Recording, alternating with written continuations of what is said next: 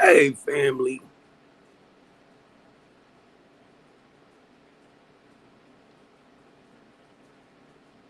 Hey, family.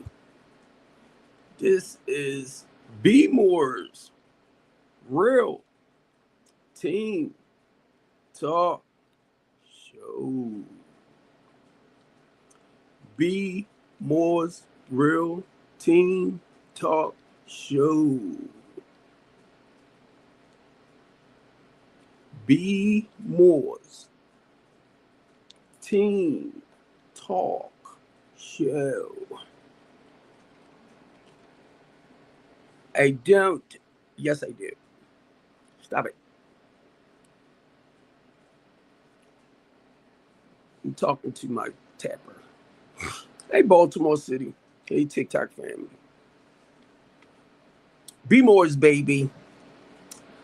I just want to say this while it's still right here. My heart goes out to Nolan Wells' family. I was sent something on my Facebook page, right? About uh let me get to it. About Kendrick. I had forgot, family. And this happened in 2013. The young man that was found rolled up in the gym mat. My heart goes out to the family. So I'm trying to go over here and pull that information back up. Um, I'm gonna tell y'all, and I know y'all know, as a human rights advocate, as a community activist, as a person that's involved in a lot, this really hurts my heart to hear the things that I'm really seeing. It's like one after another. And I do not. I do not personally want to go on my head and go white people this, white people that, white people this, white people that. I don't. Why?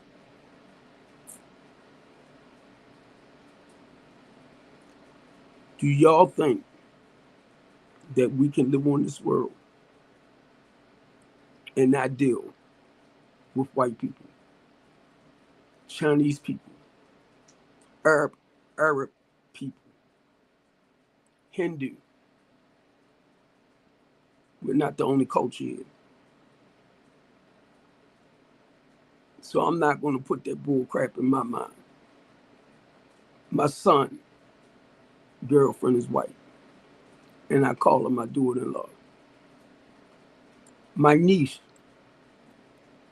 and nephews are biracial. The whole goal with all of this, family, I don't care who you are. I don't care nothing about your ethnic. As an individual, learn to love yourself. People gonna have a problem with you because they have a problem with themselves. And I'm telling you straight out, as a man, whatever your problem may be, don't make it mine.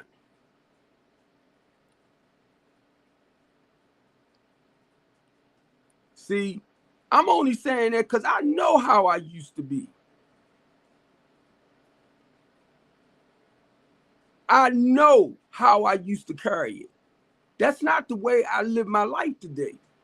I don't want to live my life being that evil, nasty person that I was back in the days. He's right here. That's why some of the stuff that I'm reading up on, right? And let me get out of this one of my other Facebook pages. Forgive me, family. Because I normally send my stuff like anytime I do little clips and all of that, or I see certain things, I reported wise, I'll check it a little bit to see if it's accurate before I start really talking about certain things. Because I was not going to talk about like Nolan. I'm sorry, I keep saying no because I know his last name Wells. Nolan.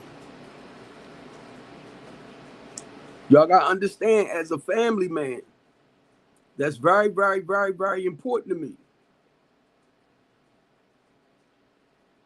That's very important to me. I don't like when I go looking for stuff and I can't find it.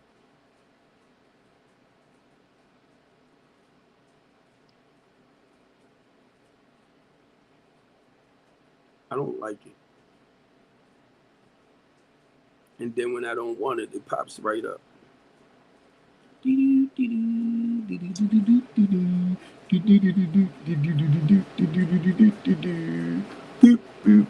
go back to my main Facebook page and come on out of here. Forgive me, y'all, because I was running late, trying to get everything together. So I do not on TikTok.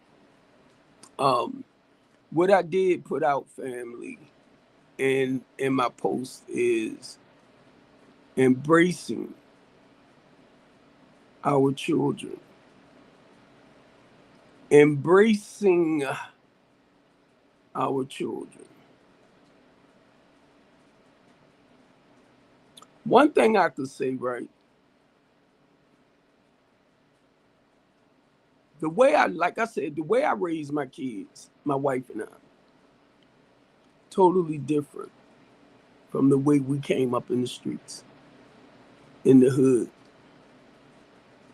So if you was to tell me that my kids did this, my kids did that in a mean, nasty way, number one, I wouldn't believe you.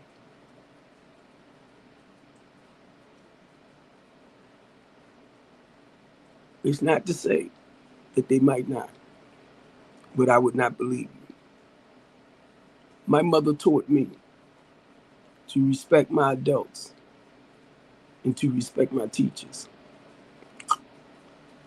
And back in the days, if you didn't respect your elders and you showed your butt in school, you got the switch,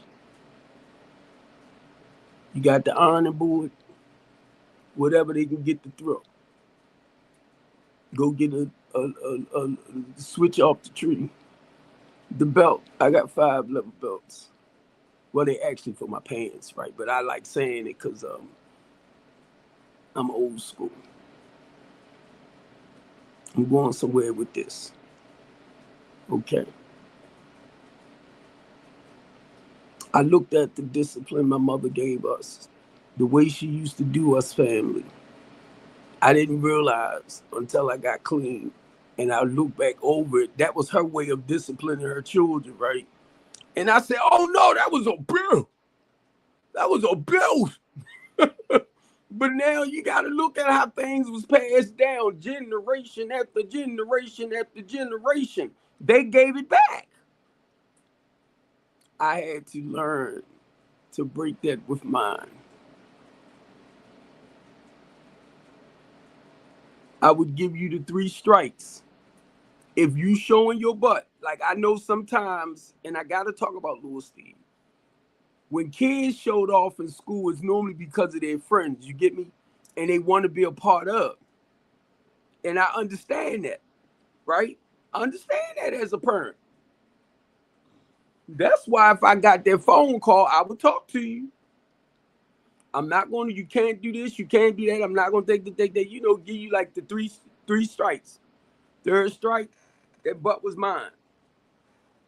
Come on, Popo, they grown now. Come on.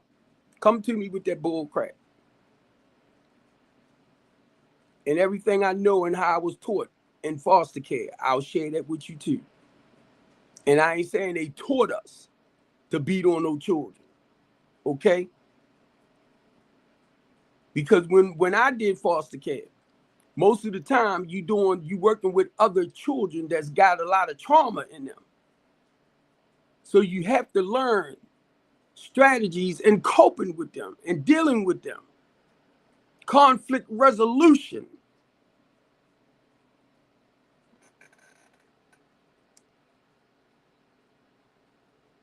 Tell me I don't know what I'm talking about.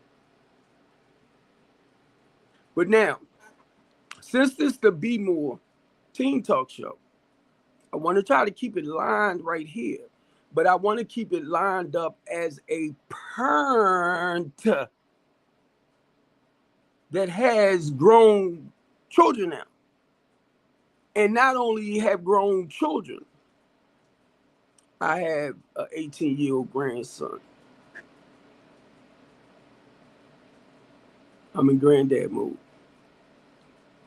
I made a statement last night, family, and then I'm gonna get into the Nolan thing. Whew.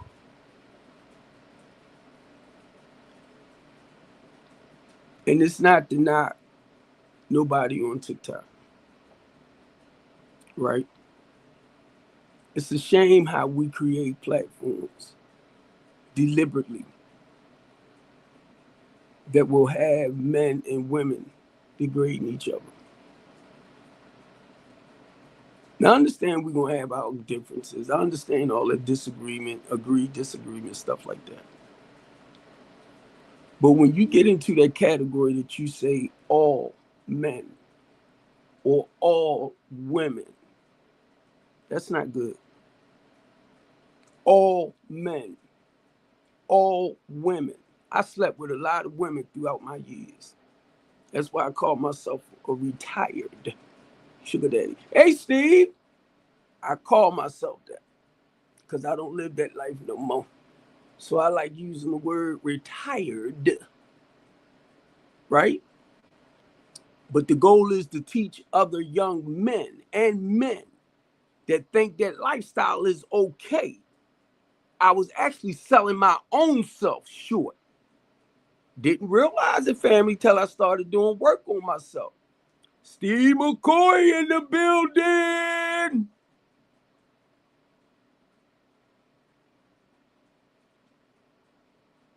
So once I was able to do work on myself, God put me back in the streets to go and help the same people in the communities that's struggling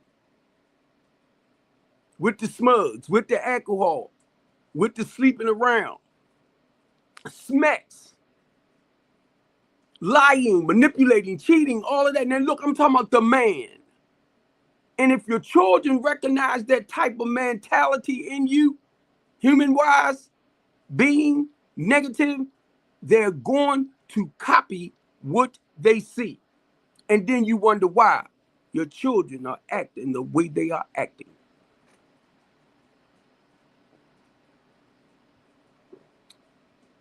If you can do it, why can't I? If it look right to you, it looks right to me. I see you fighting on mommy, that's okay. I'm going to beat up on them too. And I got to watch my words for TikTok.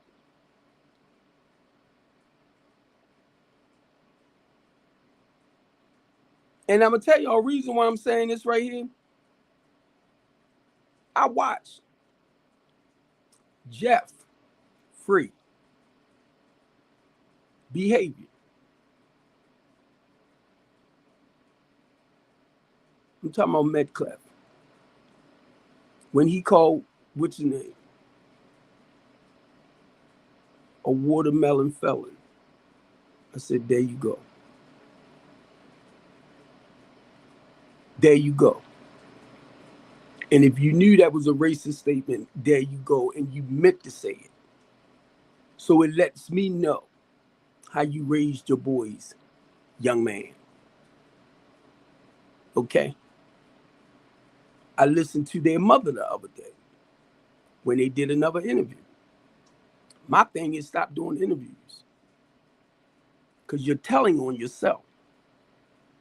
Your son is the one that approached him. He said it first. Then your son switch it around, and I'm talking about the Austin and Carmelo thing right now. Then your son switched it around and say, Carmelo, they was already in the tent. Carmelo came and sat behind him. I said, wait a minute. Which one is true? We got a video of watching 6 guys going over to him. Then y'all go straight up in there. And next thing you know, you see the funneling going on, the scuffling. Now, only reason why I'm saying this, because if you know what you did is not right, you trying to correct it, you screwing it up. Because you already made the statement out your mouth. You're the one. Everybody thought it was just your brother. Didn't realize you're the one, Hunter. And then your brother followed up. Remember what you said? To handle the business. The business of what? To go towards somebody that already told y'all, if you touch me, watch what I do. He gave a warning. It was 6 of y'all. Well, it was your teammates in there too, but it was 6 of y'all that went to him. Now, mind y'all, we see this, we say that, but if you put it in AI to try to clear things up, they already know. We already know from a human standpoint. You know what I mean? We already know what's what. But they flip it because they don't want you to focus on the cause and the effect. Now they want to direct you to the laws. And I understand that too. But I'm going to tell you straight out, no way in the world, knowing what I know as a juror, I would have found them guilty. In my eyesight, coming from the streets on top of that, I don't know where y'all come from. That was a form of self-defense. Anytime you feel attacked and you got something, even if you pick up a brick or you pick up a stick or you pick up a pole, you only trying to protect yourself. And sorry, this young man lost his life. He was the one went into arm range to either get sliced or poked. And guess what? Carmela, and don't get it confused, was 100% wrong. And I don't think it was his intention to take him out, like to take him down. It was to hurt him, to back him up off him. Yes, I would have done the same things. And y'all know you would have too. So don't lie to yourself. Now, I wouldn't have really did that. I would have turned around and ran. Some people would have.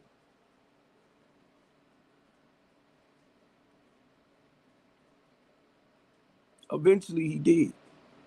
Sad part about it, rest in peace, young man. Rest in peace. I look at my son, and for the longest time, for a while, I was a little afraid because he's a black kid. I do not want him to get stopped by the police, and all of them that might retaliate for whatever. They aren't all white. I don't know what it is, and I hope I get the truth out of them one day. Because what I asked them, when you don't have that badge or that outfit on, it seems like they some of the ground down to ground people. Once they put that their uniform on, it's like they become a totally different person. Like an Elon Musk robot. I seen it myself. One of the guys, well, it was a few of them, there's police officers. Man, we kidding, we joking, we playing, and we laughing and blah, blah, yeah, you blah, blah, blah. And we was at the arena one time, and the guy, one of the fathers came up. Now, mind you, down to earth. When I recognized him and he came up to us to speak with us and everything, it was like his whole demeanor had changed. I don't know what it is. I got a vest like this. And when I put it on, it reminds you, it's weights on it, but it reminds you of one of those vests. I said, I pray to God they don't come at me. I'm just walking, exercising. I'm telling you.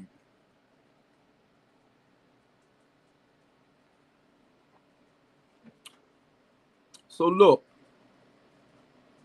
that's the whole goal. And thank you, AI, because it point me back to AI put something up and said family and responsibilities as far as teaching them defense. Now, let me say this too. Thank you. That's one of the things that I wanted to say to family.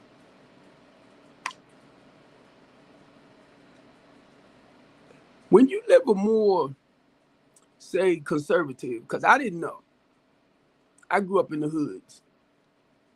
But as I begin to get older and working, and then the areas or the environment that I moved into, it became more conservative, more proper.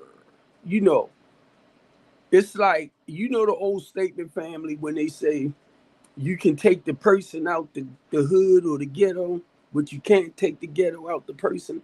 That's when this start changing. When you start living a more godly, spiritual,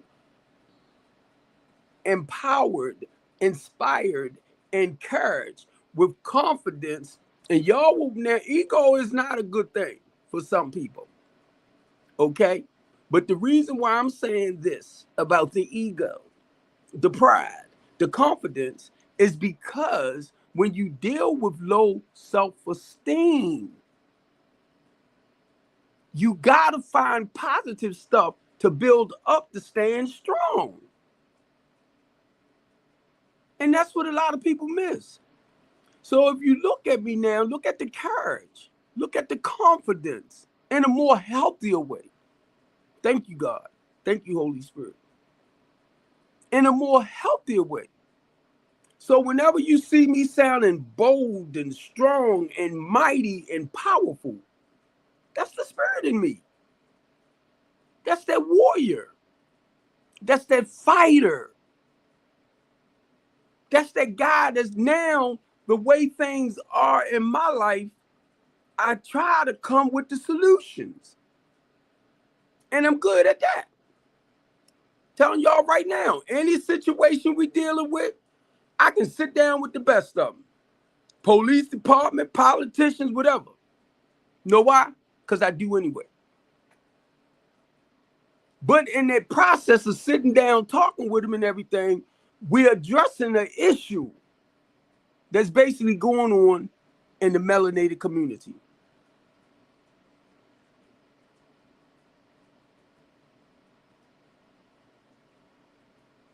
Your inner city. Your marginalized communities is where your most mayhem and destruction come from. So if you don't go back out like myself and say, hey, this how I do. Pennsylvania North is where I'm mainly at when I do go out there. My home group is right down the street. So I'll come up the street because I see them out there like that. A couple of them I know. So I go mingle. I'm talking about adults that's out there without you. And they might tell me, Steve, go talk to that one right there, such and such and such.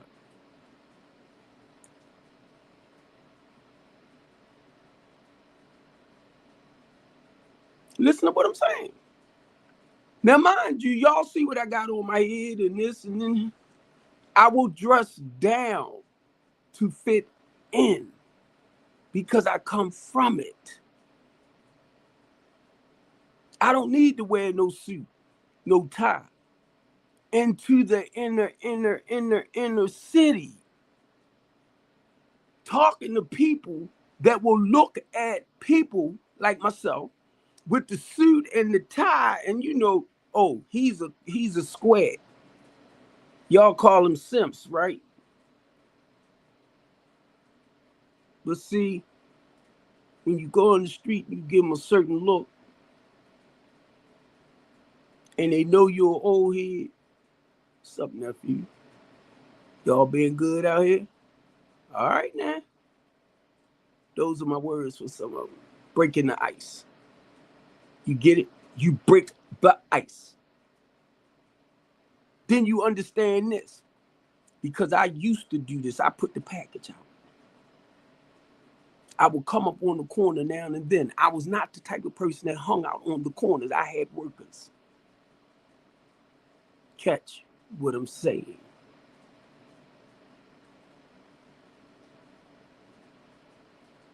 If you came up to me when I was out and you asked me for something, I would look at you like, I don't know what the freak you talking about.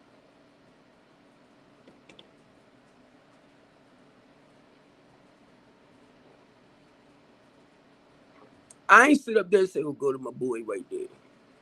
No. No. You bet not. And Winston would not let you approach me. Gary, if they see you trying to come to me. Gary. I ain't gonna say your name, Chip. That was my boy. He mad at me now. He mad at me. Because he started doing his own thing and did some time, and they're going to blame it on me. You the one who went back and stuff. I've been out the game, but I love you anyway. I love you, buddy. He got mad and read that down to me. I'm listening to him like, wait a minute. You the one did. You the one kept it going. I got out. I had opened up a store and all that stuff. He was doing good. Then gonna blame me because they came and got you. But you're right, because I think when I started working with you, you was about 10 or 11. That's why. Oh, he got to take the blame for his stuff. But I love you, Chip. No matter what. We got some history, bro. And your wife. I remember when y'all first met. How long ago was that? They've been over 40, 50 years now. No. 40. No.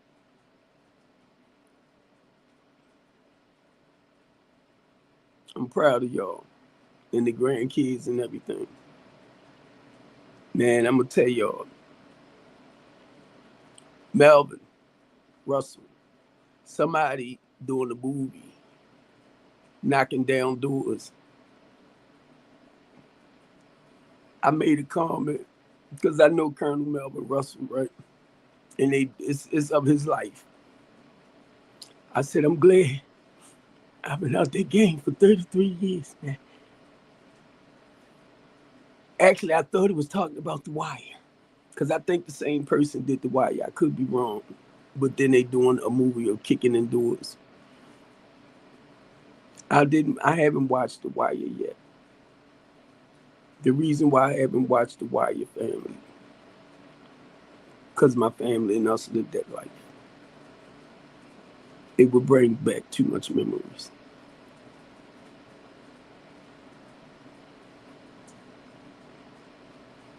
I don't mind talking about certain things. I don't. And I'm going to tell y'all this, for a lot of y'all that don't like being honest, I thank God. Okay? I thank Jesus Christ. Okay? For everything that I have experienced in my life. The reason why, once I done the work on myself, learning to be honest with myself, I had to learn to have faith back in myself. I have to learn to trust back within myself. The walls that I built up, the wall of defense, because I wouldn't let you close to me. Now, if something happened, I ain't quick to go, oh, what's going on? What's going on? No, I'm going to look now, but not with fear. I don't have it in my spirit like that. Now, I'm no different than nobody else. Something happened, yeah, I'm going to want to know what's going on, but I might duck. I might run. Y'all heard what I said? I might run, because I'm not a runner. Whatever you doing out there, you do. Don't bring it my way. And if I can talk to you, cut that bull crap out. Nephew, come here. Son, come here. This is how I deal with our younger men. Mainly if you know they did, well, if you sense they didn't have a father. I become like that father. I become like that uncle. I become like that cousin. Now I can say I become, because I'm 64, like grandpa. Because I know how it feels to want a positive man in your life, a role model. And I try to be Robert the best I can be. And y'all know it had to start with my own.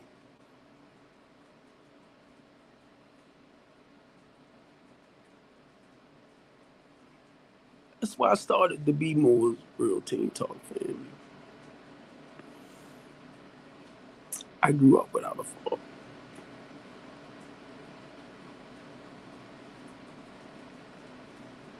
And I know how, not just our men, our young adults, stuff like that, right? I know how our children feel when they have a father. And their father don't want to be bothered with them, or he don't make the time out with them. That's why I come for our men sometimes as hard as I do, brothers.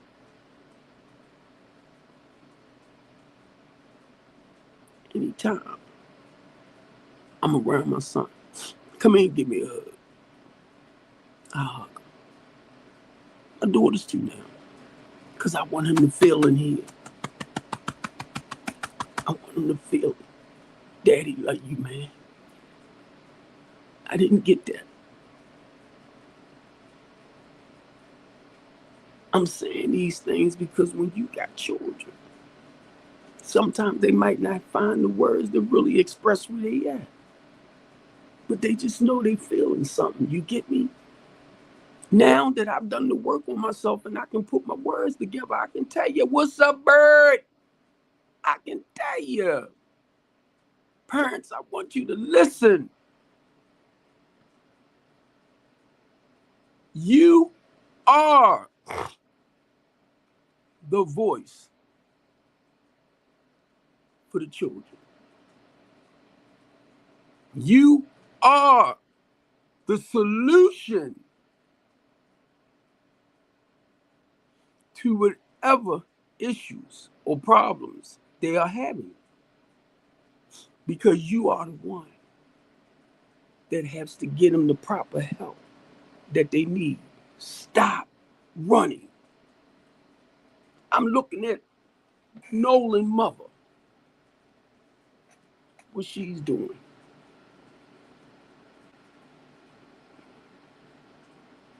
Do y'all notice the woman speaks out the most? Every time. And I was looking at that when I was looking at her.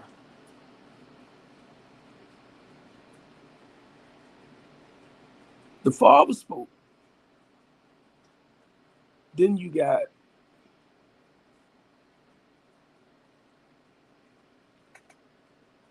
Carmela Anthony. Man, I think his father spoke up a little bit more.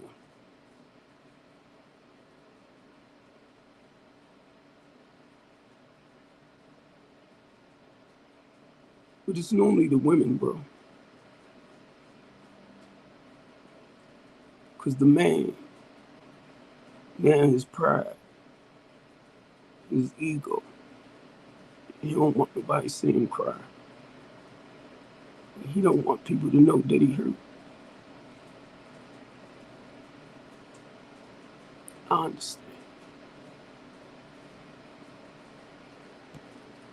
Touch mine. Touch mine. So really be honest, I understand. Brothers. But we gotta step up to the plate. You see how Jeff met Clef.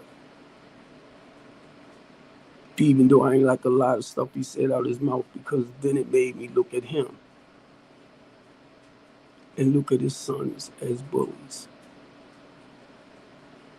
It comes from somewhere.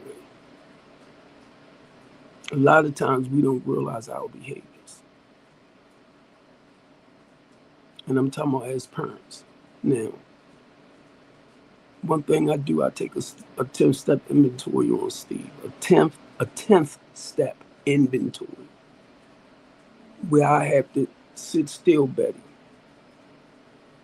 And I have to take a good look at myself. I got to do a self-evaluation. A self-evaluation. And let me share this too. What helps me to understand that I'm still walking on the right path, I got to look at the old stuff. Try not to practice it now. Catch it? Because that's that guide for me to get your butt back over here. I always do this. This flesh right here, right? It wants what it wants when it wants it. Our children are the same. They just smaller replicas of us. Behavior and all of that. As adults. Passing down. Generation after generation. Right? So look. No. You can't do this, Steve. You can't do that. You can't. Like right now, I want something real sweet. I'm talking about fruit. I mean, a cake. But I just finished eating, so I know 9 times out of 10, my sugar done went up some. Then more than what it's supposed to. Right? So I got to watch what I eat. I told my doctor, it's like if I look at food, it seem like my numbers will go up. I ain't even got to put it in me. He's like, pew! I'm like, but I already know what all that's about. Already know. So what I'm saying, why I'm saying that, right? I got to practice some self-control and discipline. You get it? I got to practice some self-control and discipline. What the freak is that? That means a lot of the crap that I used to do, which caused a lot of pain and misery and chaos and confusion, not just in my life, because if I'm feeling it, you're going to feel it, because that's all I have to get back. If I'm hurt, I'm going to say stuff or do stuff to hurt other people. So now, being on the path, right? I was going to say righteousness, right? Being on the path of doing what's righteousness, doing what's right, right?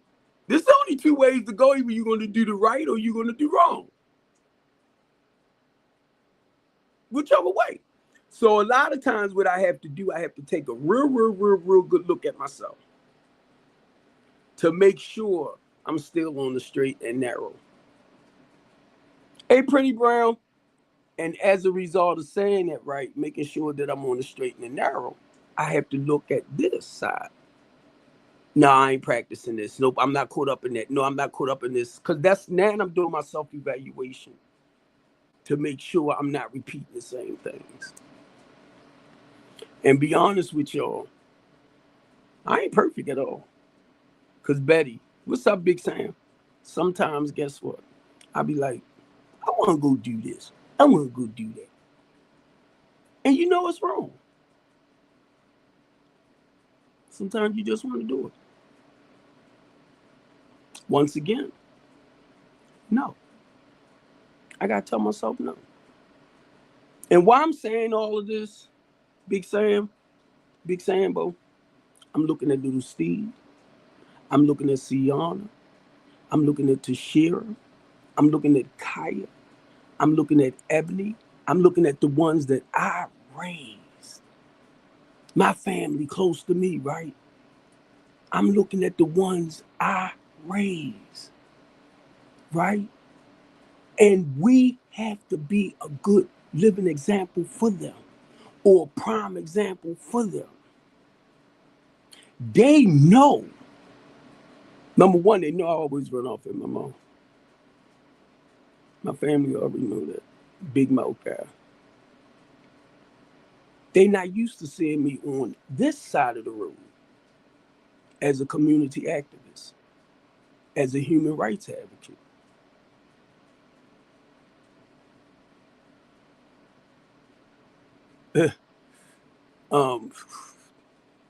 Forgive me, y'all. My spiritual advisor just sent me a little message. And then let me say this too. Being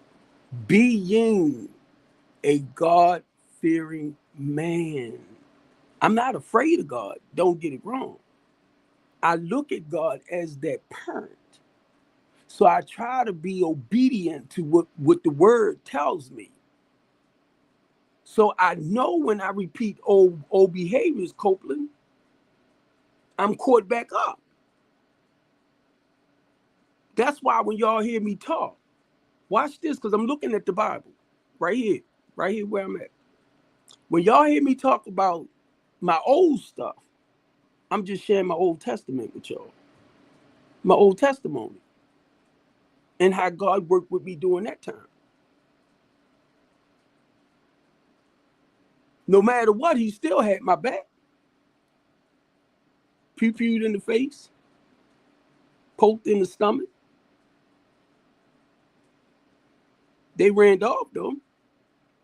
Because you know how we do.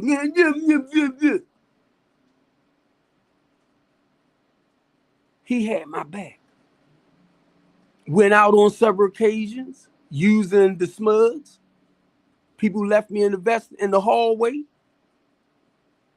trying to figure out what they're going to go home and tell the family. But I got up and went out there. What you do? He had my back. Reason why I'm saying this, family. Reason why I'm saying this. Reason why I'm saying this, parents. The same way God had my back and still have my back, I had my children back.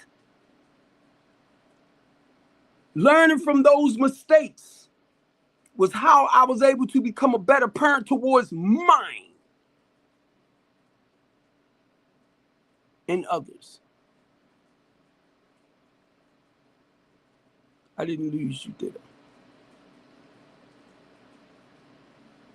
As much as I might want to do a bunch of crazy, wild stuff, my children are watching me. My nieces are watching me. My nephews are watching me. My family is watching me. So I have to be the best example that I possibly can be for them. They might not like some of the stuff because they're not used to it. But I can tell y'all now, my family live a well conservative life. I'm so proud. Looking at my daughter, the oldest, 18-year-old son. I think my grandbaby now about between 8 and 10, her daughter.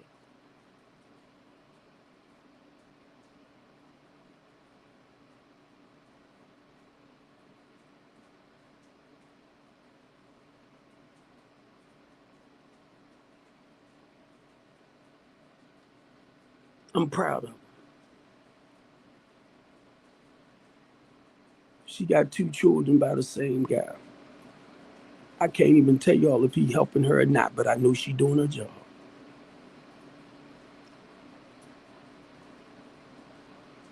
That's how her mother and I raised her.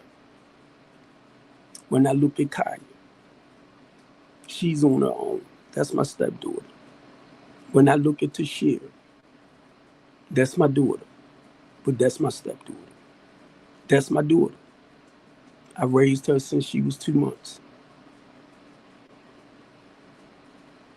Sienna is my daughter, and little Steve is my son. All of them to me is my children. And the reason why I'm saying this, family, because I'm only sharing back with y'all how I had to get my life in order to help guide their life, or provide as well, but help guide their life in a more healthier, prosperous way. The gift is I'm able to share with y'all. When you got people in your household who live in a very, very destructive way of life, these are the things or the steps that we can take to help them overcome whatever situations they might be in. And what I just thought about in saying that, family, when I was 15, mind you, I got tracks on my arm. And I remember my mother asking me, Betty, she asked me what was that on my arm. I said, railroad tracks. She asked me what was wrong with me, Betty. I'm like, I know. I'm 15 years old. I don't know why I picked up the plant running from something. I know that now. The 13-year-old drinking, running from something. But I'm thinking I'm doing something. You get me? 14. This stuff is sedating, is helping to sedate whatever childhood trauma. I don't mean the word trauma for TikTok's sake. Childhood challenges and experiences in the past. Now I'm running, not realizing why I'm running. So I remember my mother asking. I didn't know what to say. So now watch this, because I want y'all to see it. Even though our children are young, they suppress whatever it is, the pain inside. They suppress it. So sometimes, because they suppressed it, and you asking them, because they 13, 14, 15, what is going on, they can't really find the words to tell you. Because it's like they pushed it out. But it's there. That's why anybody I work with, I'm going to take you inside of yourself. First, I had to help you to feel the spirit of honesty with yourself. It's a spiritual feeling. So now, guess what? Because I said, Barbara Barella, because I said it right, it's spiritual. Telling myself the truth. You got to feel it. This is how I work with my children. Being honest with yourself. Have faith in yourself. Trust back in yourself. Because when it's time for us to talk about something, now you can share yourself with me. If they don't feel it inside, they ain't going to share themselves.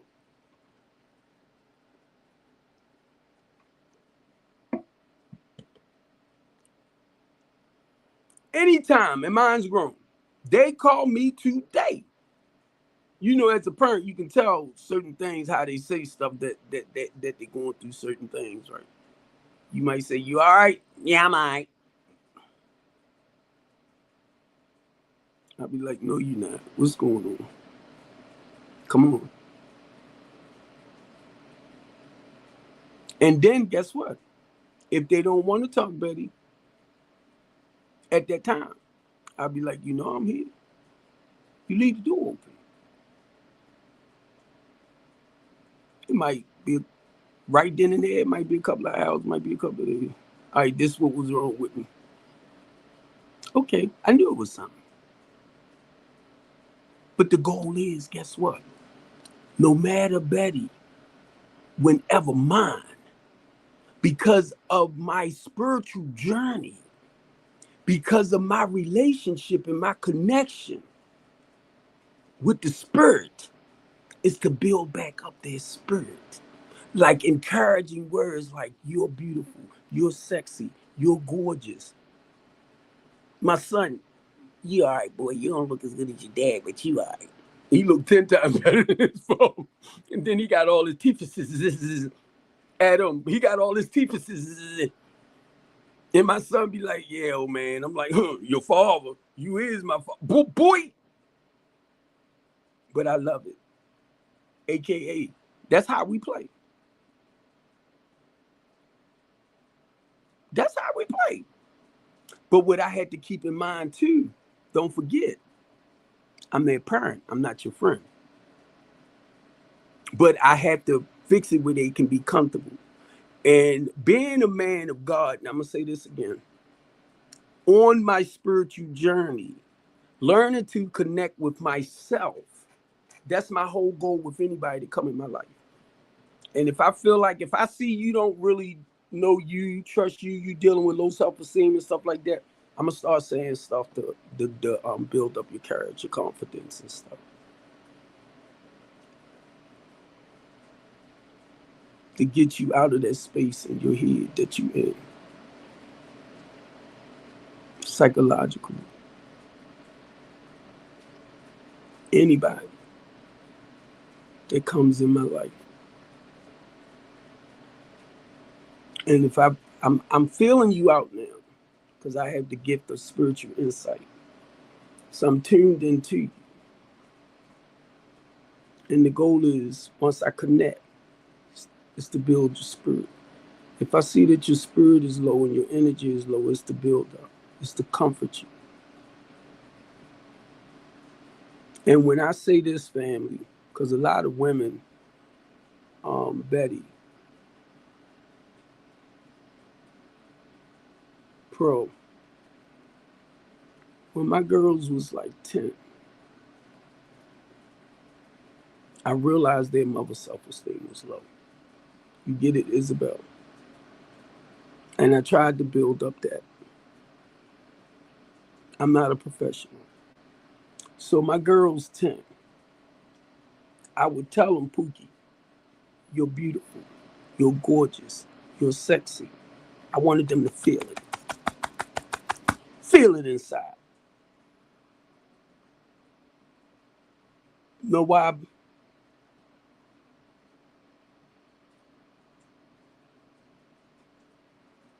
Because I know the boy's going to come. I know they're going to be like, girl, you fine, girl, you this, girl, you that. But I didn't want them to label with them. So I had to say things to them to let them know. You are. And you don't have to be quick to let somebody go to that place. You get it? I was trying to teach them earlier how to have confidence and courage in themselves. So once a guy came up to him and said stuff that would woo him, right? I wanted them to be able to feel it already. I know I am, and thank you. Because that didn't mean you got to sleep with them. I started doing that, family. Encouraging and motivating my girls not to be quick to let somebody in that space. Because I know how I played women. I was trying to teach them the opposite, simply.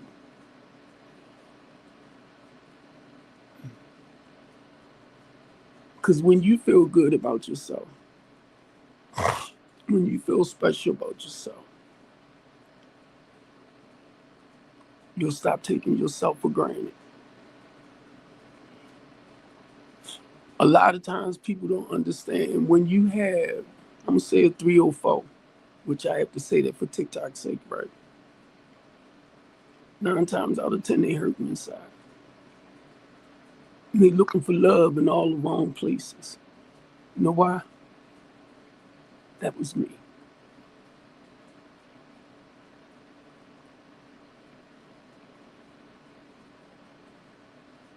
Let's say I'm a retired sugar daddy.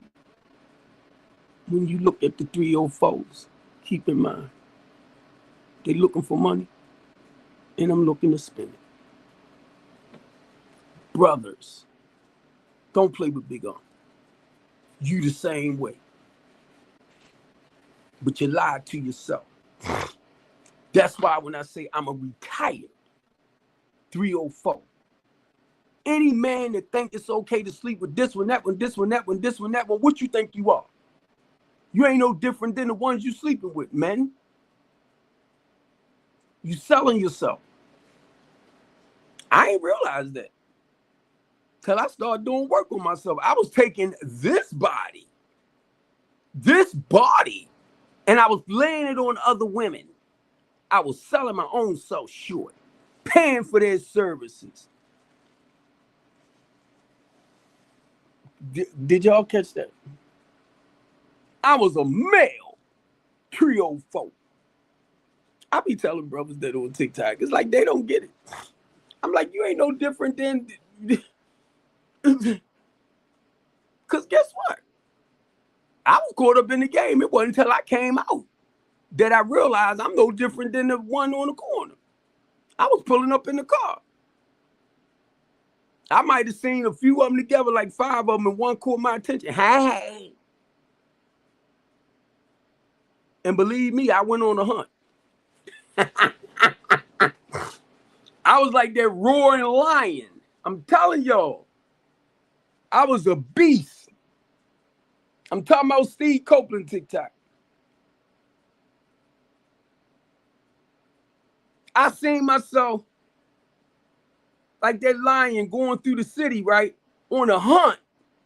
I'm talking about me, but I'm talking about a lot of other brothers too. That's like me.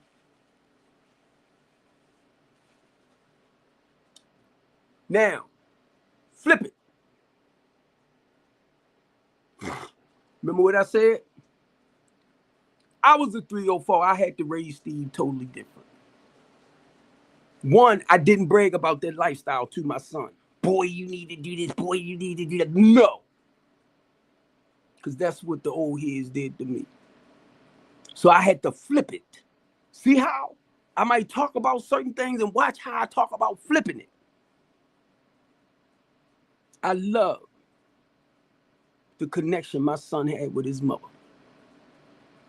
I love the respect he shows his mother.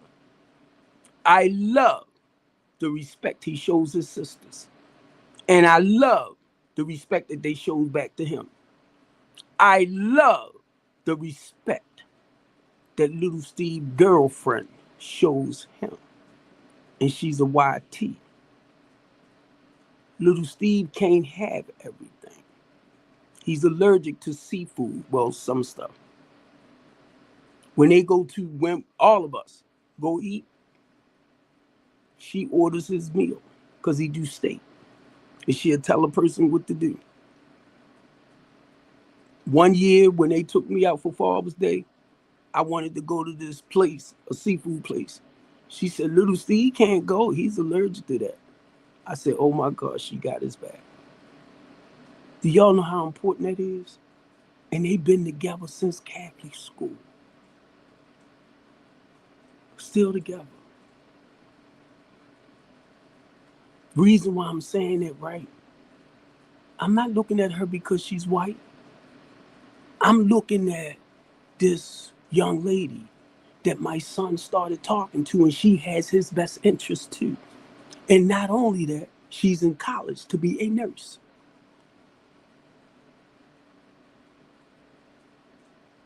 When I was in the hospital, I had my toe amputated. She started telling me what I need to do.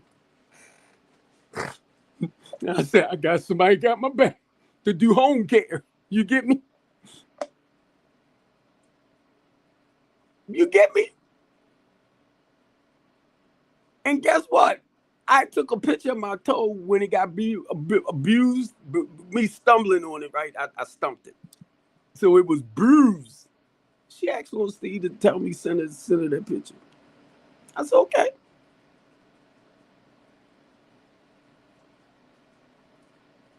And coach, every time I say, come here, baby, because you know what? We see I see a human being. You get me? You get me? I see a human being. When I look at my nephew, and matter of fact, let me slide to the side a little bit. Let me show y'all this. See the? Let me show y'all. This my niece right here. She 13. This my niece. That's her brother. Right? They biracial. That's my son, my daughter, and my son's girlfriend. That's my niece, and this my niece down the bottom. That's little Steve. You see him twice. I post my family on my Team Talk stuff, right? Because they my family. That's my family. And I know they might not come up and say nothing, but I know they're watching me. That's why I sing, because I'm happy. I sing because I'm free. His eye is on the sparrow. Know why? Because I know he's watching me. I sing because I'm happy. I sing because I know I am free.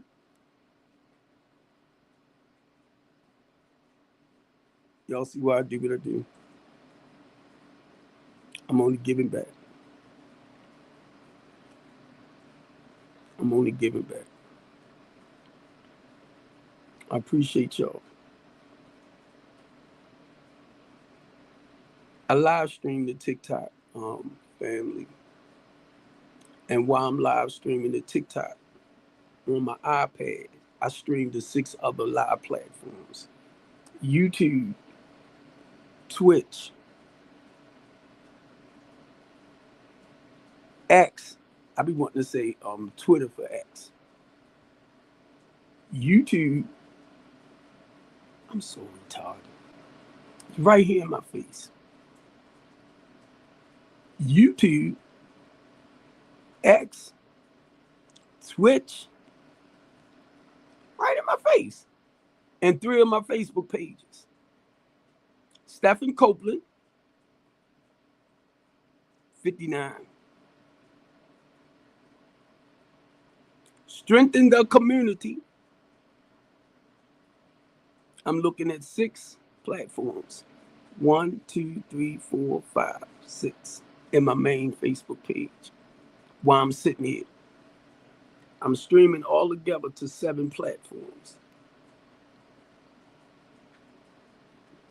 I don't think TikTok comes in. They do receive my my video clips, but they're not connected. However they do it, where I could bet them in, because I did try to put them in so that I could live stream to my but I have to do this like this, and then I'll make little clips.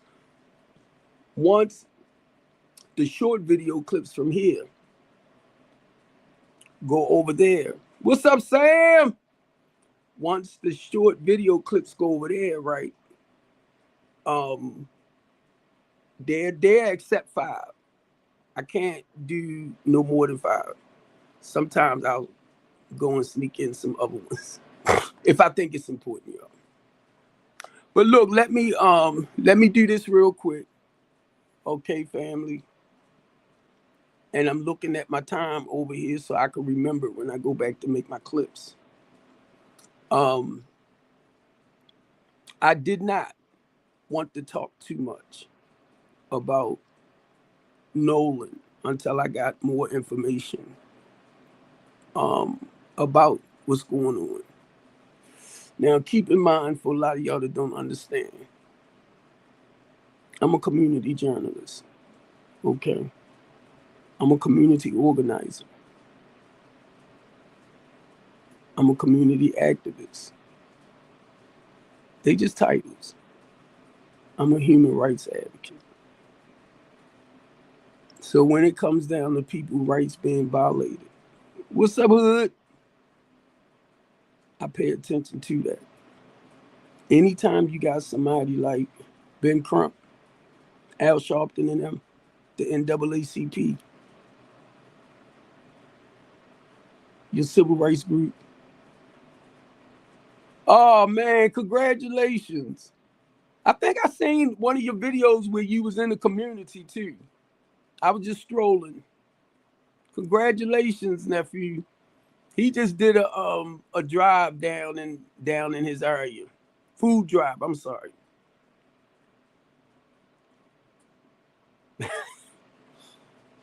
Stop playing. Hey Sam, he said he learned from the best. Stop playing. Stop playing.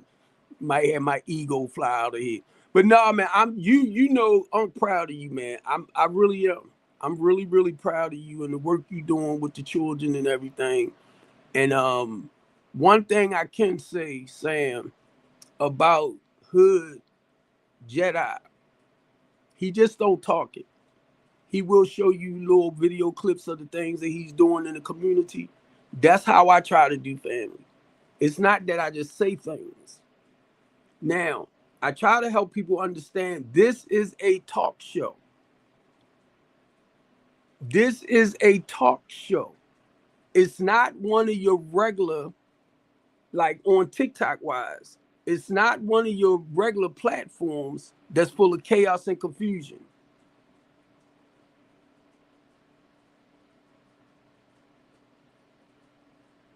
All right, Sam, please remind me. You got to remind me. All right.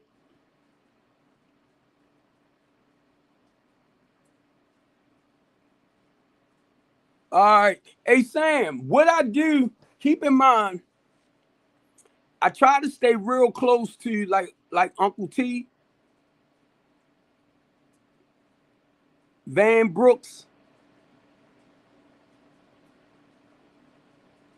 Mayo Alfonso. Those are males that have programs in Baltimore City. It's a lot more, I'm saying. I got like about 50. As a community organizer, I had to go back out into the community to see what organizations out there doing what. All right, please, dude. You got to prepare this thing. Because I'll be like, I know it's something I'm supposed to do. I'm supposed to. But look, because I started real late. Late.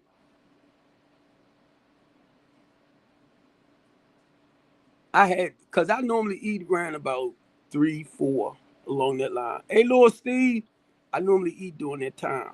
So sometimes I rush it, but then it's like, no, I got to focus on what I need to do to get set. It's just a certain time a day I'll eat. Now, I ate about, I'm going to say 6. And I'll try not to eat nothing else. But not realizing I'm taking my body into what is it called? It's Sam. I gotta send you, bro. I gotta send you the link. Because I would love for you to come up, Sam, as like a co-host. You get me? So it's 7 days a week, 6 to 8. So whenever you're able to fill in, that's fine. But what I gotta do is copy the link and send it to you. But I'm gonna read up more on it because once you come in, it'll show me that you here, how I can bring you up on the panel and you can talk. But now be honest with you, if you on TikTok, you know it's 8 boxes on TikTok. And I want people to come up that's doing positive stuff. If you're not doing healthy stuff, or say like sharing from a level of personal experience from where you used to be and how you was able to work up out of that situation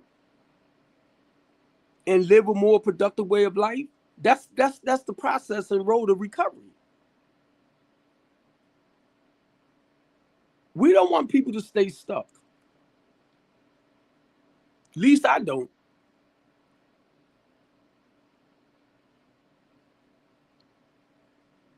Now, what I did, right, family,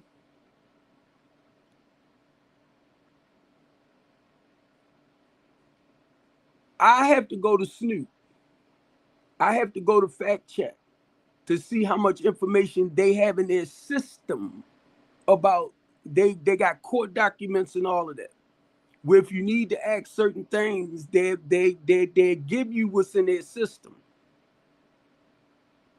Now AI is a little bit different. They have some of the same information. Don't get it wrong. They can only give you back what's being fed in the computer.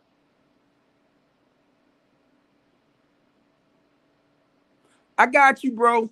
Cause hey Sam, I do want I see the stuff you do, so I'm all right with that. So I need somebody, and for us to stay on point.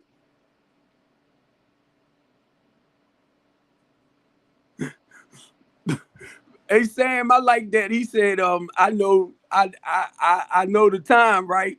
You have to link me in. I got you, bro. And we can keep it real. That's what it's about. And see, the thing is, Sam can say people like Sam on here, it's not TikTok community guideline bound, right? But anyway, I sent TikTok something to let them know.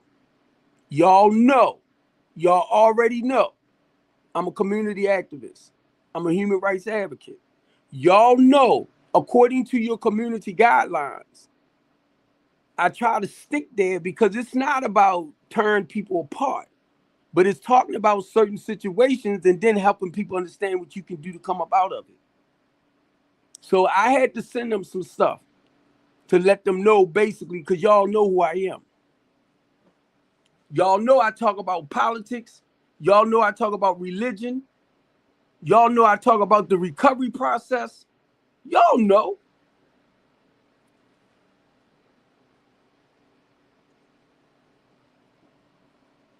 They stripped my page. Now, I was talking about something on somebody else's page, Sam, about how I used to be when I was younger. I'm talking about me.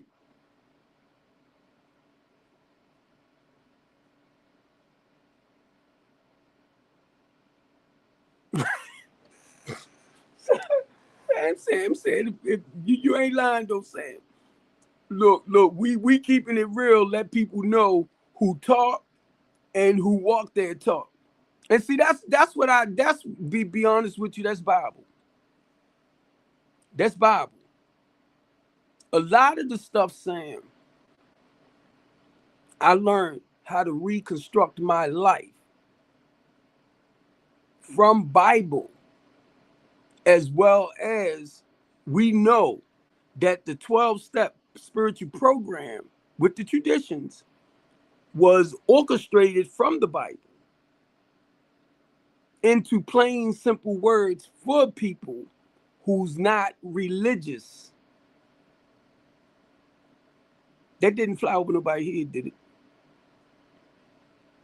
Because of that, this is what I do, Sam.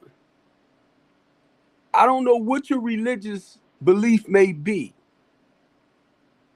My thing is, have you learned to gain that spiritual connection within your religion? I'm talking about personally with God.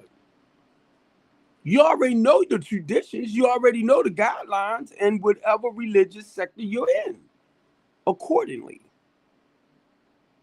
Everything has rules and regulations. Religiously, politics. But then when you on that spiritual, healthy energy journey, the goal is to live a righteous way of life or a right way of life. It ain't about being perfect. It's just recognizing, look, I can act like this, I can act like that, but I choose not to be like that. Now let me read this off to y'all. I got 115 right here, so I'll know to put it back. Family attorney Ben Crump, and this is about Noel. No, I keep saying Noel. Nolan. Family attorney Ben Crump just revealed a massive twist in the Nolan Wells case, and it involves his phone. Nolan's family says his entire Snapchat history from the day he vanished is completely gone. But here's the thing. In digital forensics now, data is never truly erased. Independent experts are stepping in to pull the internal system logs and find out who deleted those files. As a community activist myself or community journalist myself, I'm asking y'all,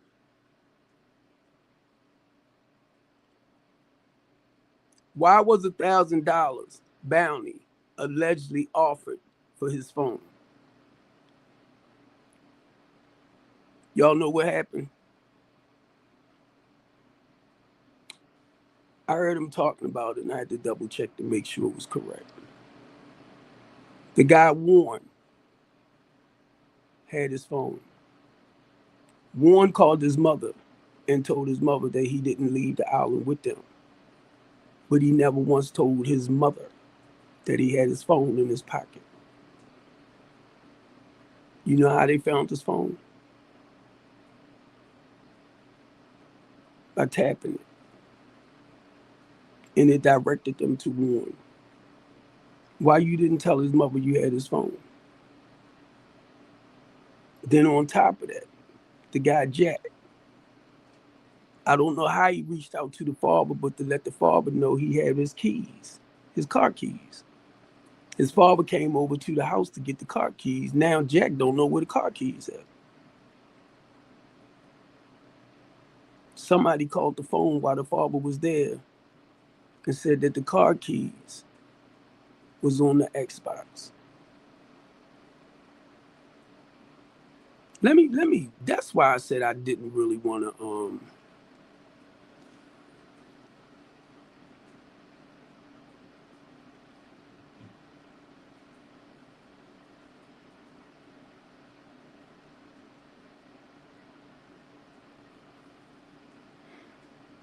and they supposed to be his friends. Now, this is old school, this is my bull crap. One thing about a man, you don't play with his car. That's like his girlfriend. So I don't give my keys to basically anybody. I really don't want you driving my car.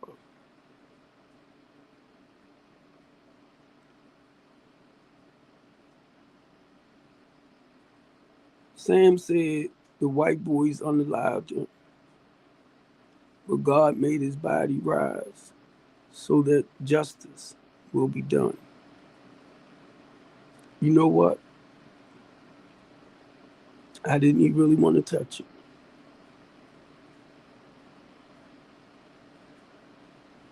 So what I did, Sam, I put something in to find out did they make any arrests.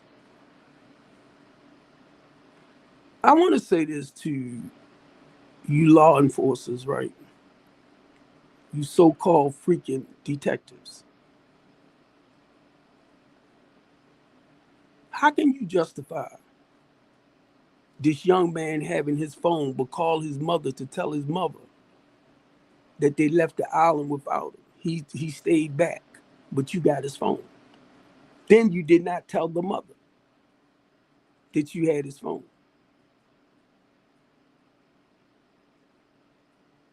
That's very, very questionable. And I'm not a detective. Oh, well, reason why he had it, he was just trying to be nice. Because that's y'all will do that. And I'm wondering, do y'all do it just when it comes to black people? See, I didn't want to touch that. How y'all like playing with stuff when you already know what didn't happen and why, basically.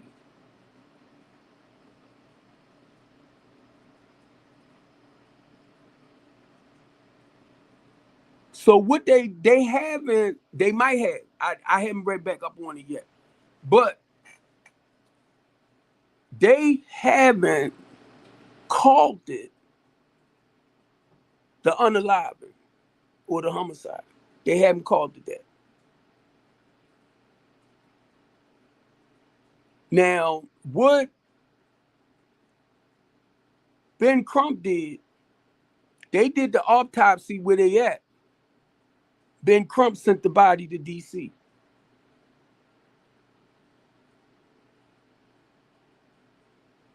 Now, let me share this with y'all. When you're dealing with somebody like Ben Crump and them, do you realize they have their own detectives? They have their own investigators that will go out to get information for them to present. Because that's what I would do.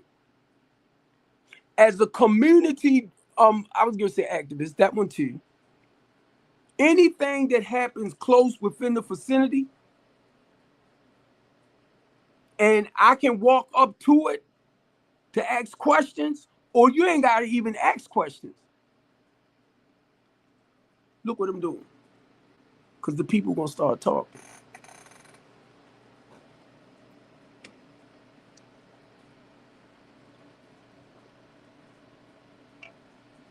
Right. Sam said that's why. Now I'm gonna tell y'all, Sam, when Ben Crump came in and then Al Sharpton, I said, oh shucks. They not gonna just jump in on anything. To y'all, they might. But normally when a person's rights, civil rights or equal rights or one of the rights are being violated, or they think it's foul play, that's when they step in. And y'all can call them greedy, y'all can call them whatever you want.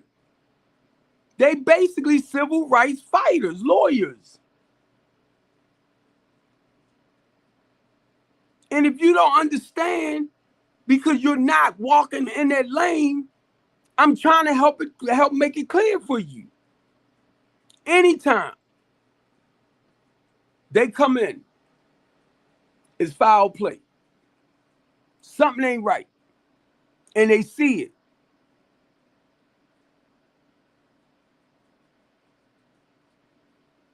So they took the body to DC. And you know that's some big stuff. That's some deep stuff. That's why I was feeling a little bit uncomfortable saying. I said, Steve, don't let this stuff get to you, bro. Don't take it personal, Steve. Don't take it personal. And what hurts me, man, a lot of people just don't care. Well, it ain't me. And I had to tell myself, do not take it personal.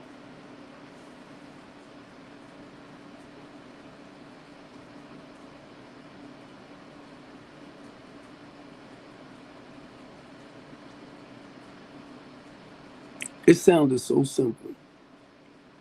Maybe he just, drowned. He did drown, but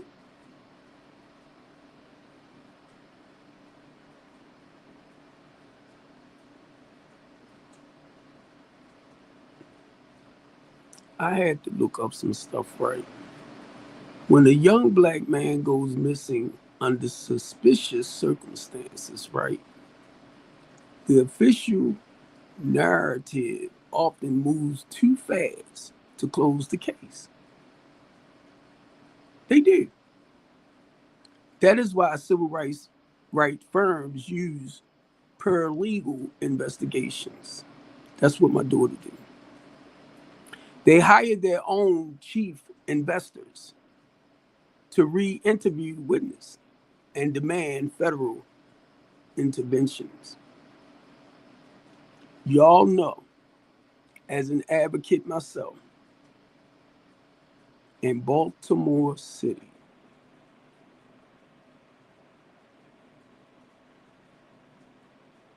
we cannot just accept the first answer we're given. I'm telling y'all, I am not like a lot of other platforms that says stuff to get accolades.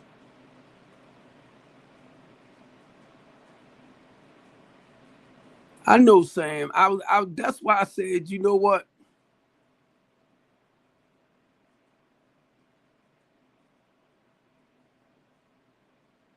I don't know. I was feeling some kind of way today, Sam.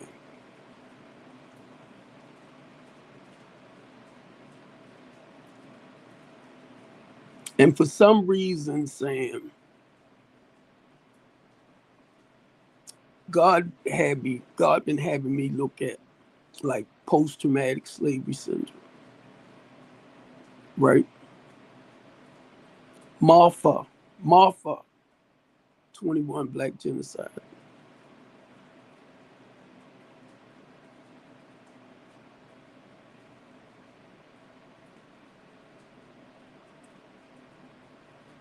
The school, the school to prison pipeline.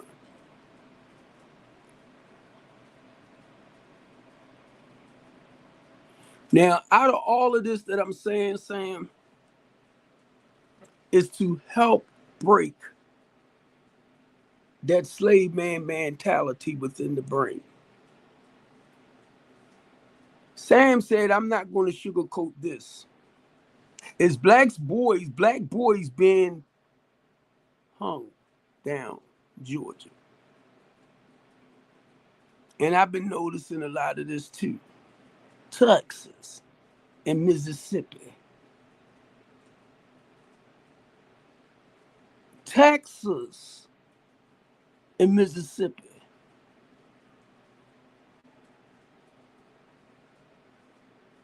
If we keep staying solid, it will keep happening. It's time to stand up and fight. That's why I tell people, saying my mouth is the biggest weapon for the body of Christ.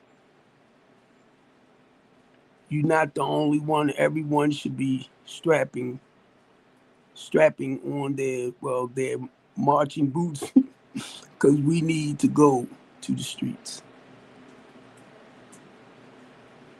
BMore, what Sam just said, right?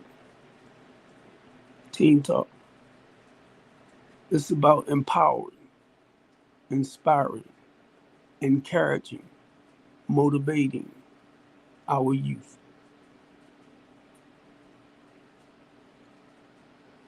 The same with the adults.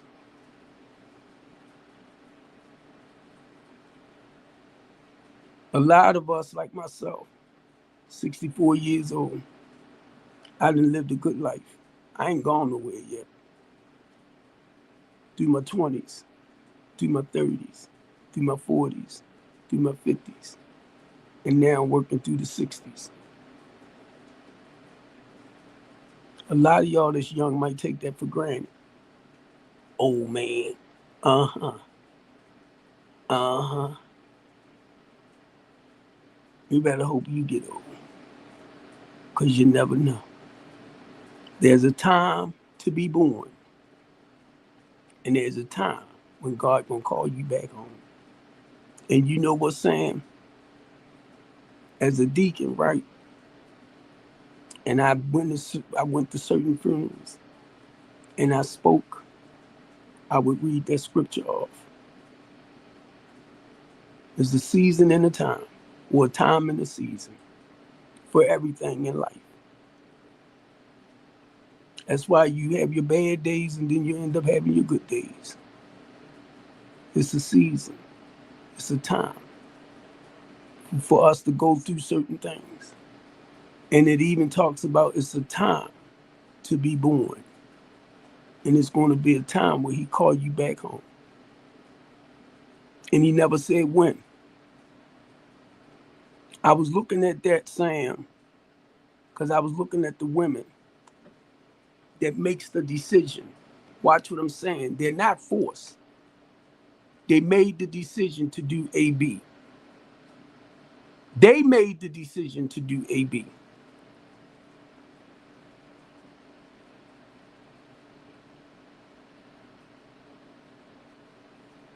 That was their personal choice to unalive the baby before it got here. Remember the statement? There's a time to be born, and it's a time to be unalive, even though they unalived it before they was able to be born. You know, God took my mind to that because I'm looking at Martha 21 and how it's been set up to wipe out the black race.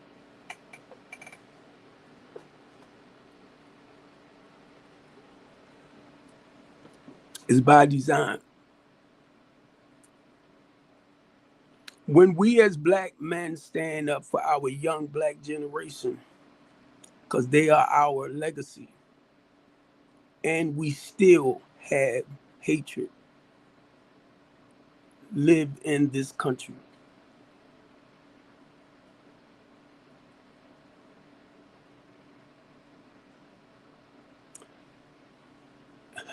I had two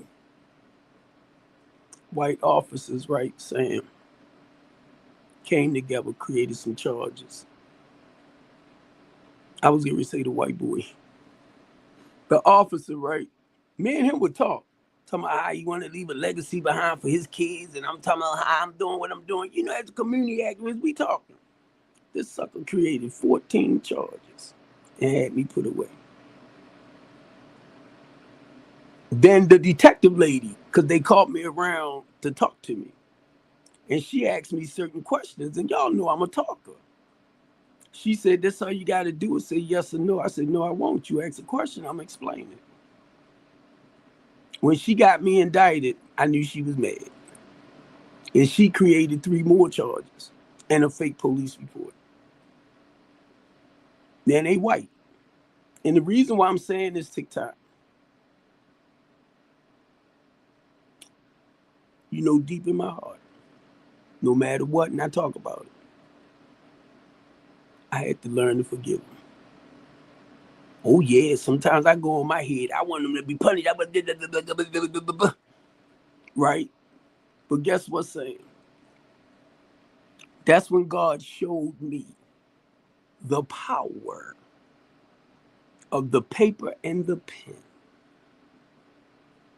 Now I'm telling any one of y'all judges that's probably looking at this, any one of y'all prosecutors that's looking at this, I watched him create 14 charges, false charges, and y'all took it as the truth because you didn't know. But now I believe they looked into it to see that was my housing program in my business because the Eastern District knew it was. That's why y'all never let me go to court.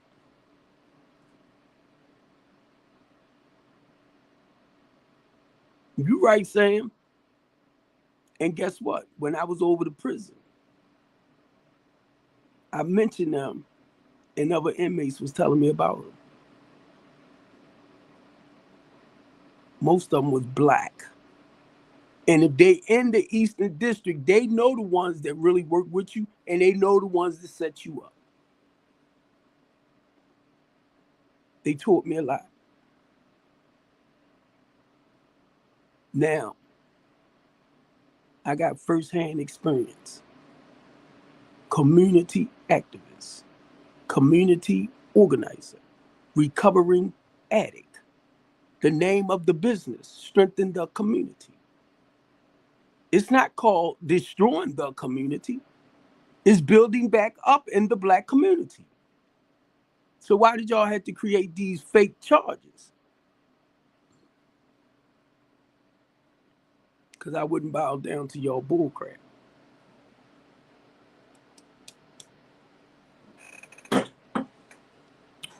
It was a black police officer with over 25 years. He told me this. He said, come here. He said, you need to come and sit at the table. What's up, Yolanda, baby? He said, you need to come and sit at the table. You can make millions. I said, no, I won't. Because God told me I'm going to make millions anyway for the things that I'm doing to help build back up in the community. This came from a police. And you know what? I was on this Shannon one time, and another police said, you should have took it and changed the name of your business. I said, God dang it, I ain't even think about that one. Y'all don't know doing what I do. The bull crap. I see. I can't call names. I can't do none of that. Y'all remember years ago I was calling names. Oh, he crazy. Oh, he just no. Something wrong with him. No. But guess what? They know.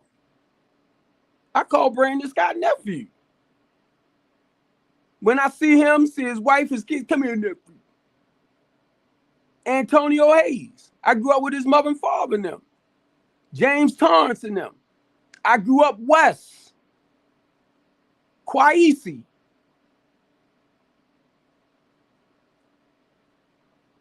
Perry J. Mitchell when he was living.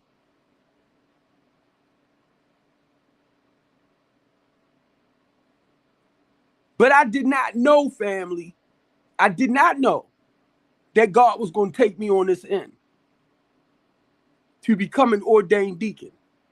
And if you know anything about a deacon, the deacon takes the role what Christ did when Christ was here in the community. And it's not to say your pastor won't do it or your prophets in them, but normally your leaders, they're going to come out and support you because they have ministries under their position. You get me? Street ministry, the prison ministry, the homeless ministry, the food.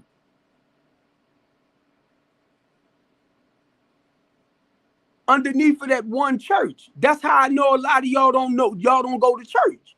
You don't know nothing about the work of the church. The church is there for the community, not the pastor himself.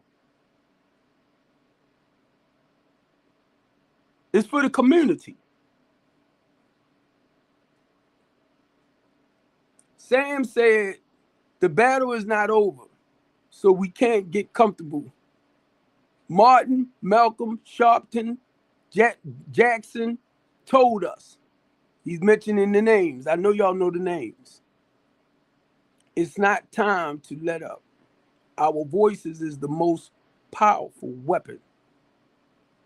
When I went to Annapolis, Sam, to speak on the $15 minimum wage, I was sitting in the delegate building.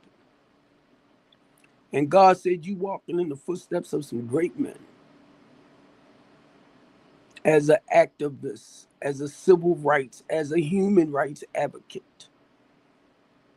He said, you walking in the footsteps of some great men. He said Martin Luther King first, then Jesus Christ. Now, if he haven't told you that, then maybe you need to check with your connection with him. Because this is what the Holy Spirit told me. When I was sitting in the delegate building, they came and got me. for me to walk out there and speak. I felt like I was going to a boxing ring. They was moving out the way like this, right? I'm shaking because I'm going to speak in front of a crowd about the $15 minimum wage, and we got the bill passed. I can share that.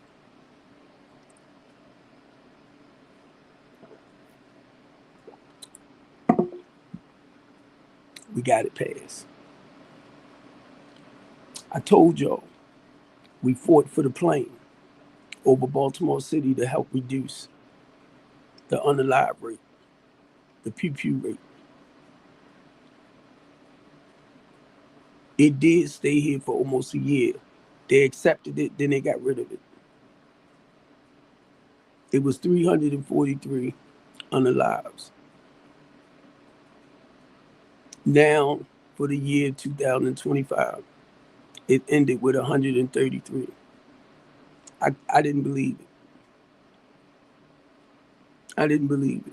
Because if you look at what's happening now, it seemed like nothing changed. But it changed a lot. It changed a lot.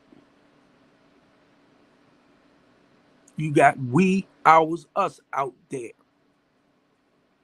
You have safe streets out there.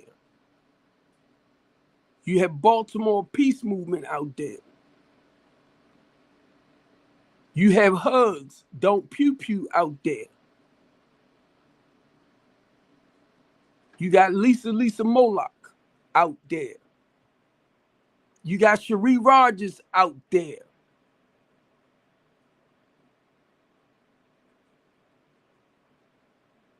And a lot of y'all don't even know who they is. Right in your own city.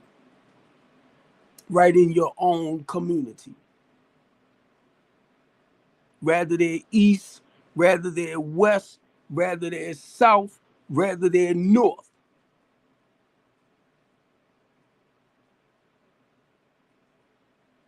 One thing I learned, like Sam said over here, my mouth. I didn't understand it at first. Why I talk so loud. Why I scream out the way I do. My mouth is my biggest weapon for the body of Christ.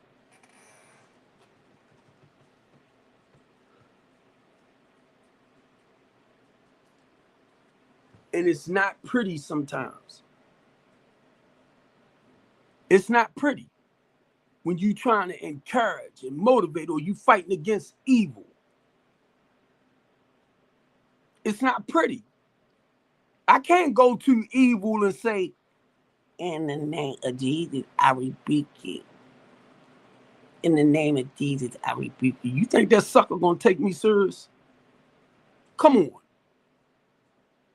Come on. When you go and you oppress, when you go to present yourself to evil, you better come with power. Because they know certain people they can play with and what they can't play with. I'm talking about the evilness.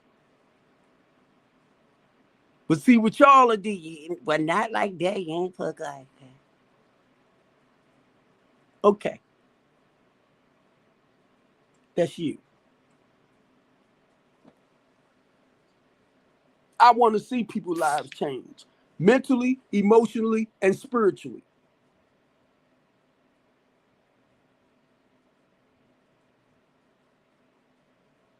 I want to see people's lives change. But what I realized in this process, you have to create solutions or ways and means for them to overcome. Why you want to keep them stuck? And for some reason, let me watch it. Because it goes back to the statement, misery loves company.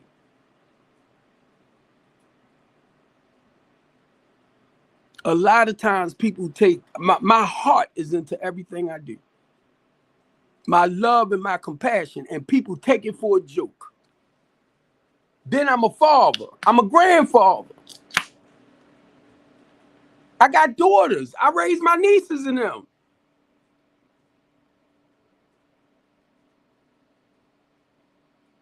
Somebody got to stand in authority. And this ain't to run them or rule them or nothing like that. No.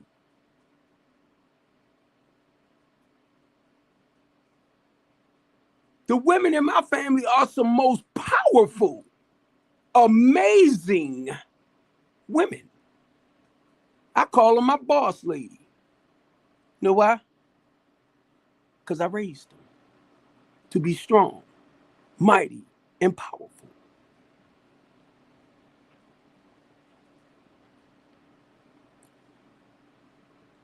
And I know it's hard for certain ones to get that type of man that know how to support them mentally, emotionally, and spiritually. If you can match them or more financially, that's fine.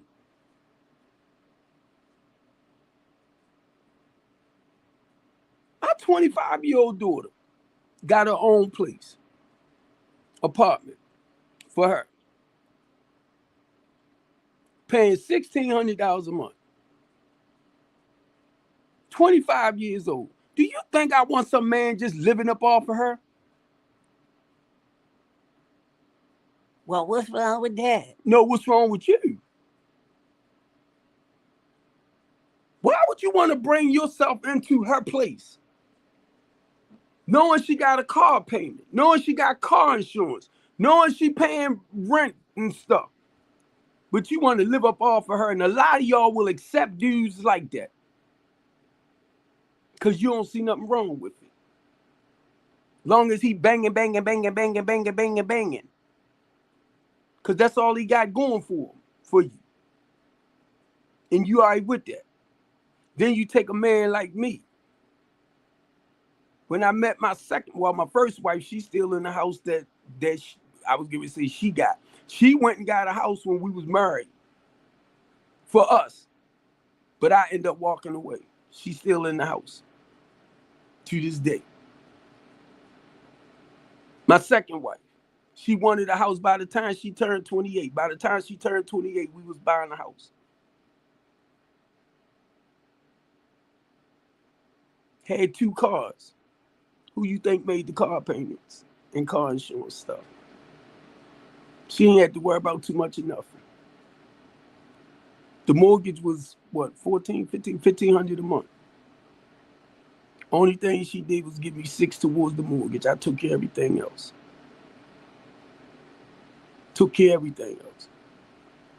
Her money, and I can tell you all this for people that's married. 9 times out of 10, the man, the king of the house, gonna basically take care of everything. I say gonna basically take care of everything. So guess what? Her money was her money. Her money was her money. And my money was her money. So if that's not how your marriage is, that's y'all bull crap.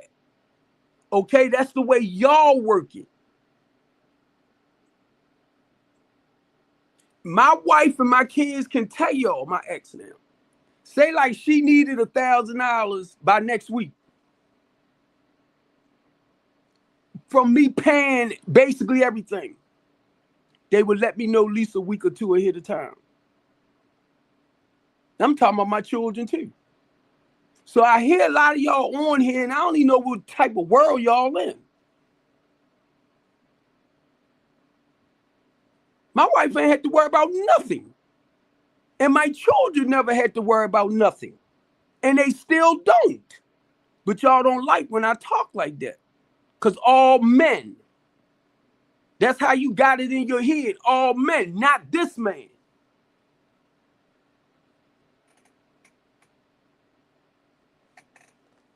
And I ain't mad. I'm just getting loud.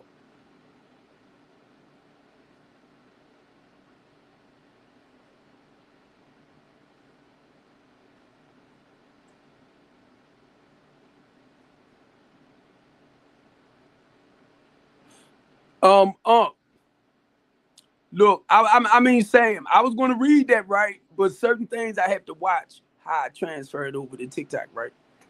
That's one of the reasons, Sam, why I got involved more. Because I started seeing, Sam, how people don't like when I say this, black on black genocide. I started seeing how the YT was dressing a certain way to come into the inner city, taking us down. Not just that, the police too. The more we begin to do it, they backed up. I seen the transition. Come on, y'all gotta understand, I'm 64 years old. I'm not 30, I'm not 40. I seen the transitioning. They fixed it where a lot of our young men, look what they carrying now. They walking around with the long ones. I'm like, what in the world? How much they cost? Where they getting them from? So they making it more accessible. Now, mind y'all, I drove the tractor trailer for a living.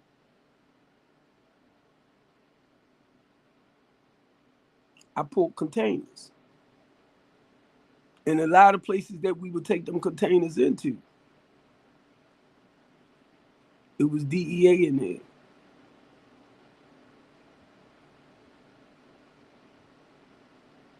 Matter of fact, somebody had to come out and break the lock off with the cutter.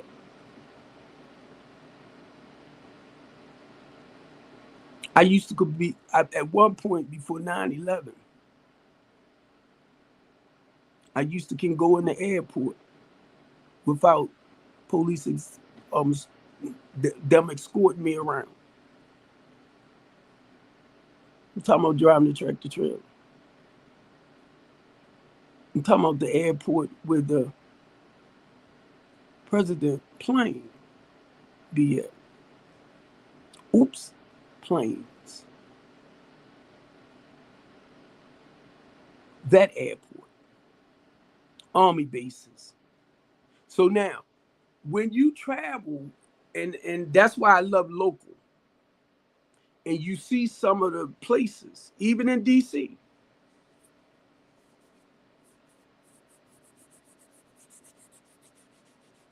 right there near the naval base, I get on all that.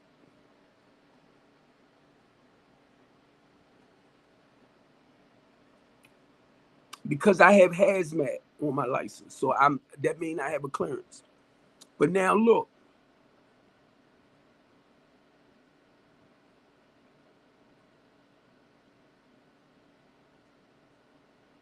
I know, Sam, look. Sam, be honest with you, when I look back at, hey, ageless, when I look back at a lot of the stuff I used to do, I'm like, see, how was you able to do that? That was a lot. And what I'm saying is, even though I did the cooking, let me make this clear to y'all. I would cook on Sundays because this is the way my mama cooked. I would cook enough to last us till around about Wednesday. Thursday, you was on your own. Friday was pizza night.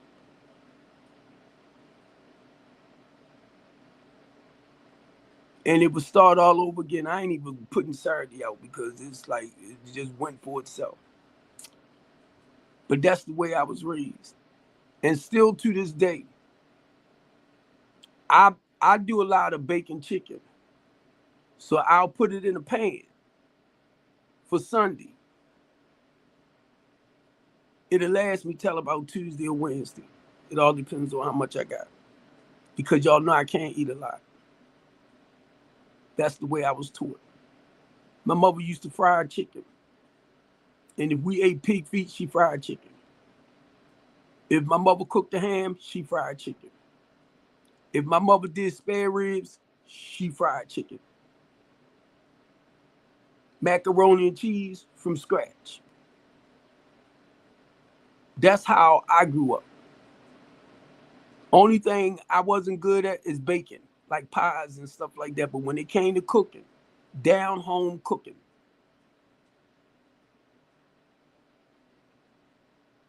So all right, family. Sam, um, I'm gonna Google some stuff so I can send you an invite, but you gotta put it in the system to come up.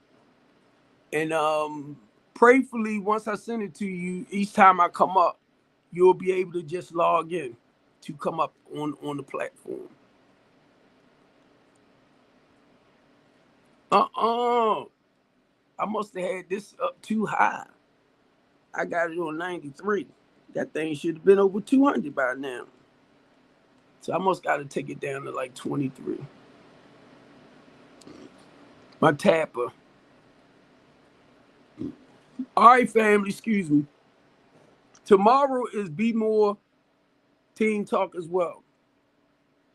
I did not put up a specific topic this time. It was just conversation. If something come across my spirit for tomorrow, that's fine. I might leave it open like this. But I'm going to just say this before my TikTok drop on me. I don't understand when your ex-wife was still in bed. I had to get up early, fix lunches. Yup. Well, see, my hours, Sam, I would go in like from 10 or 9. I would drop little Steve off and I would work till about 8. But now, anytime I needed to get off early wasn't a problem. It wasn't a problem. I could call them and say, hey, little Steve, such and such and such, and I need to be off. They like, okay.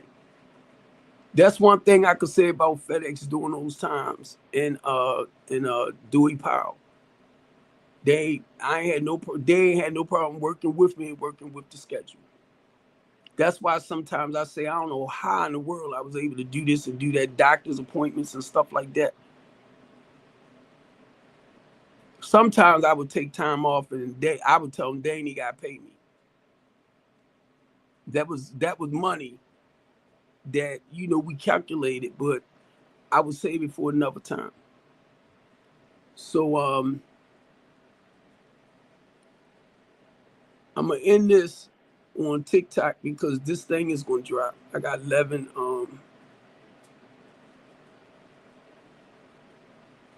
I've been getting invites like crazy coming through saying. Only thing, man, that I'm gonna tell you what really, really disappointed me. What disappoint me, right? You open up the door. You giving people an opportunity. Parents to come and talk about some stuff. And not only talk about it, being parents, if your situation sounds like something that I've been through with mine or something along that line, I can share with you what I was able to do to come up out of it. Or share with you programs that we have in. That's why you got to get familiar with your area. I don't know how people can run from that, mainly if you parents.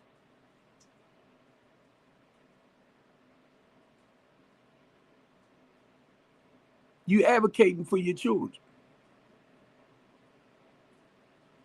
All right, family, this is my 2 hours.